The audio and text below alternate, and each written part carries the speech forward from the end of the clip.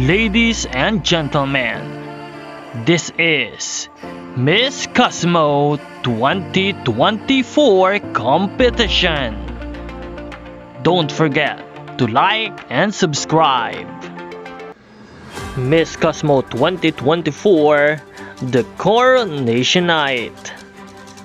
Magandang araw Pilipinas and good day pageant lovers. Talagang kaabang-abang ang mga nangyayari sa botohan ng Miss Cosmo 2024 for the People's Choice Award, kung saan ang makakakuha ng pinakamataas sa boto ay siyang magwawagi at otomatikong pasok sa top 10 finalists ng Miss Cosmo. At ngayon nga ay patuloy na umaabante ang boto ni Maria Atisa Manalo na nasa ikalawang pwesto with 1,347,930 votes. Samantala, si Tanzania na number 1 ay merong 1,372,135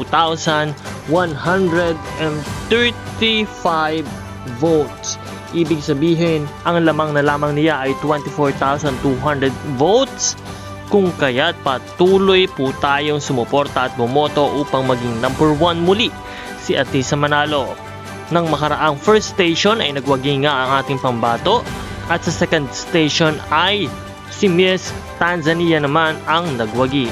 At ngayon para sa ating ikatlong station, nawa ay makuha ni Maria Atisa Manalo upang masecure natin ang top 10 spot sa Miss Cosmo 2024. Maya-maya nga lamang ay magaganap na ang Grand Coronation Night ng Miss Cosmo, kaya't patuloy tayong umantabay sa channel na ito para sa marami pang mga updates. Maraming salamat sa iyong panonood, maraming salamat sa iyong pag-subscribe.